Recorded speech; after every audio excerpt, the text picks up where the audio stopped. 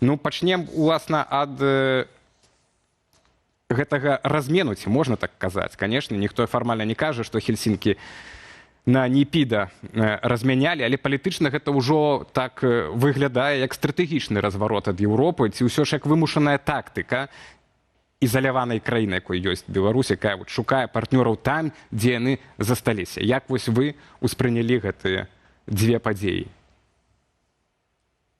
Ну, я гэта ніяк не ўспрыняў. У Мінска няма ніякай стратэгіі. Вось яны сёння робім так, заўтра вось так, і спадзяемся на лепшае. Таму тое, што адносіны з Еўропай ніяк не адрамантаваць, і што пакуль вайна не скончыцца, пака Лукашенко пры ўладзе будзе нічога з гэтым не зрабіць. Я думаю, рэжым дагэтуль цалкам не разумее, але ж сітуацыя, як кажуць, відавочна.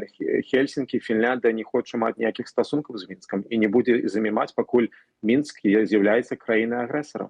То бок гэта праз пазіцыю Хельсінкаў была зачынена амбасада? Не, я думаю, што зачынена, канешне, па рашэнню Мінска, но, разумееце, Мінск вось так вось ўжо колькі год б'ецца лбом аб адны і тыя ж дзверы, і ўжо зараз проста, ну, я думаю, такі больш бюракратычны працэс, што вось хопіць там у гэтых Хельсінках, як кажуць, адмаражвацца. Але ж відавочны той факт, што для Беларусі, для Лукашэнкі дзверы Еўропы зачынены. І што ён будзе рабіць гэтым? То есть, што б ён не рабіў, там, як кажуць, не пагражаў, не там неяк з абдымашкамі сваімі хадзіў лес. Еўропа ігнаруе, яна з Лукашэнкай справу мець не будзе. Спадар Рыгор, гэта важны, я лічу, тэзіс, што дзверы зачыненыя, а мы да яго абавязкова вернемся, як іх назад адчыніць, але вот не магу не запытацца ў вас пра талібаў.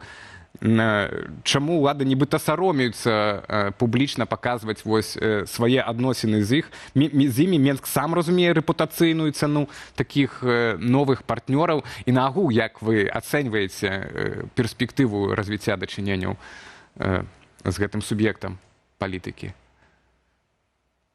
Ну, вось няма ніякіх стасункаў. Вось хай яны у талібаў, хай Лукашэнкі талібы раскажуць, хто такі Хамід Карзай, і як Лукашэнкі не стаць Хамідам Карзаем для Масквы, маскоўскім Карзаем. Разумееце, чалавекам, які проста сидзіць у Кабуле і крадзе грошы. Ніякай будучыні няма, якімі тут, разумееце, слуцкімі сырамі ці афганскім макам, тут уже ніякіх, это просто ўжо патехі. Я не ведаю, як гэта называць. Я думаю, што хутчэй за ўсё, разумееце, гэта пытанне таго, што Мінску, ну, трэба паказваць, што яны, у них нейкая вонкавая палітыка. Не толькі ж ездзіць, сустрачацца з губернатарамі расійскімі.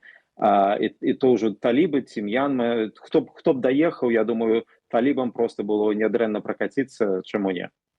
Ну, вы добрую ідэю, напэўна, падкінулі. Ну, каб эфектыўнае дачыненне сапраўды былі, можа, афганскі мак, ці што там з Афганістану яшчэ экспартуюць у іншыя краіны. Я бы хацеў вярнуцца да вашага тэзісу пра зачыненыя дзверы, бо сімвалічна для мяне выглядае гэтае закрыццё амбасады ў Хельсінках, бо там акурат у 70-х гадах адбылася гэты працэс, стартаваў Хельсінскі заключны акт, быў падпісаны ў 75-м. Ну, фактычна, это так паміж СССР і Захадам трошкі такая была разрадка прыцірання, набліжэння пасля этой халоднай вайны адбылося. Ну, а тут мы самі, Беларусь, з гэтага Хельсінка выходзіць. Ну, і сапраўды сімвалічна выглядае, што дзверы гэтыя зачыненыя не тое, што моцна, а надоўга. І калі мы бачым, што Украіна, якая ў вайне, і Беларусь, якая ў рэпрэсіях і пад расійскім уплывам, то Еўропа датычна Украіны вельмі актыўна дзейнічае, і дапамагае Украіне і украінцам абараніцца ад Расіі. Ці мы штосьці бачым, што Еўропа гатовая также дзейнічаць і датычна Беларусі і беларусаў, каб гэтыя дзверы пры нагодзе маглі зноўку распахнуцца паміж Беларусю і Еўразвязам? Я думаю, тут пытанне таго, што, разумееце, па-першае, у Еўропы мы павінны разумець, што еўрапейская палітыка новая зусім рэгіянальная. То бок вы правільна кажаце про Украіну, бо пытанне Беларусі і Украіны яны звязаны для Еўропы. То бок яны зараз борацца за новы рэгіянальны парадак на сваіх межах. Таму я думаю, што Еўропа зараз разумее таксама, што не цалкам разумее, але мы павінны Еўропе казаць, што будучыня бяспекі Еўропы таксама залежыць ад будучыні Беларусі, і з гэтым трэба працаваць. Але галоўнае пытанне і галоўны чыннік зараз у тым, што, разумееце, украінцы, яны борацца за то, каб Еўропа рабіла для них тыя рэчы, што Еўропа робіць. То бок яны ім кажуць, што рабіць, у них є стратэгіі, яны, я маю украінцы, яны кажуць у Еўропе, што без нас ваша бяспекі, вы не будете ў бяспецы. На жаль, я думаю, няма ніякай сілы зараз для дзеля беларусаў, якія б казалі, не просто казалі б, што Беларусь важліва для Еўропы, а мелі бы стратэгію і палітыку, якая бы, як кажуць, хадзіла бы па еўрапейскіх сталіцах, і якая бы даказвала, што Еўропа зараз павінна рабіць А, Б, С, Д дзеля таго, каб бяспека Еўропы не была пад пагрозай, калі вайна скончыцца, каб Беларусь не стала чорнай дзіркай. На жаль, вось гэтага не робіцца, і Еўропа думае, што яна робіць дастаткова. Ну, гэта акурат каменьчык у бок дэмакратычных сілаў, бадай, што вы цяпер кінулі спадару рыгор і грамадзянскай супольнасці, которая за мяжой, которые рукі развязаныя рабіць тое, што хоча, і казаць тое, што лічыць патрэбным, правільна лабіяваць інтарэсы беларусаў у Еўропе. Да гэтага мы вернемся. Я бы хацеў бы вось перапытаць пра гэты новы рэгіянальны парадак, які нібыта, за які змагаецца цяпер Еўропа. Раскажыце нам, што гэта за новы рэгіянальны парадак і якое месца ў ім Беларусі? Ну, разумееце, пытанне Беларусі там як кажуць, пад пытаннем яго месца, бо мы добра разумеем, што вось у Лукашэнкі месца няма у гэтым новым парадку. А галоўная ідэя ў тым, што раней, разумееце, да вайны, до расійскай агрэсіі у Еўропы было даволі такое стаўленне, што гэта ўсё ж такі не частка Еўропы, і што гэта прастора паміж Еўропай і Расіяй, якая павінна быць, як кажуць, паміж Еўропай і Расіяй. Зараз еўрапейцы зразумелі, што калі Украіна, Малдова не стане часткай Еўропы, гэта заўжды будзе, як кажуць, небяспекай і пастаяннай крызы на сваёй мяжы, бо рускія будуць заўжды гэта выкарыстоўваць.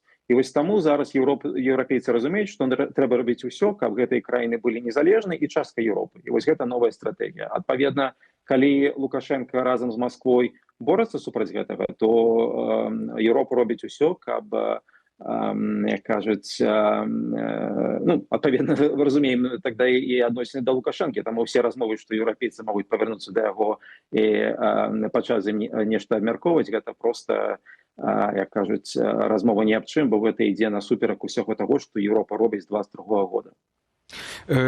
Пра ЗША давайте узгадаем, ёсць нагода, а вот каб не вот дзякуючы спадару Колу, прадстаўніку Дональда Трампа па Беларусі, мы час ад часу маем гэтыя нагоды, каб узгадваць, але гэтая нагода ёсць это толькі ці то ягоныя твіты, так званым в Іксе, ці то урыўкі з ягоных інтэрв'ю, дзе ён за кожным разам абяцае вялікі абмен палітвязняў, вялікі выпуск палітвязняў, то бок нейкую вялікую здзелку, што вось-вось яна будзе рэалізавана. Гэтым разам ён у інтэрв'ю Нью-Йорк Таймс гэта зрабіў, заанансаваў.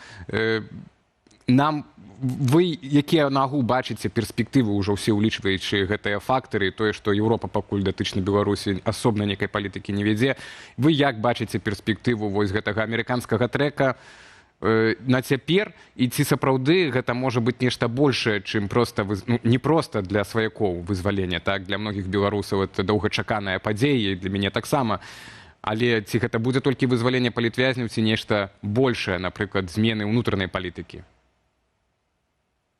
Ну, па-першае, еўрапейцы маюць вельмі, як кажуць, яскравую палітыку зараз. Гэта палітыка санкцый і даўлення на Лукашэнку. І яна працуе, дарэчы.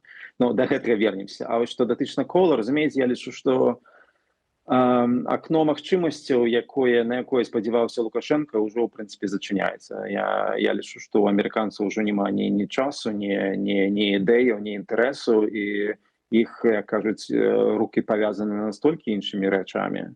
То бок мы кажам пра Іран, у них Украіну, там, вядома, зараз Кім Чен Ын там пачынае нешта варушыцца. Да Беларусі цікавасці няма, і галоўнае, што, разумееце, да Беларусі яны рабілі тое, што рабілі еўрапейцы да 2020 года.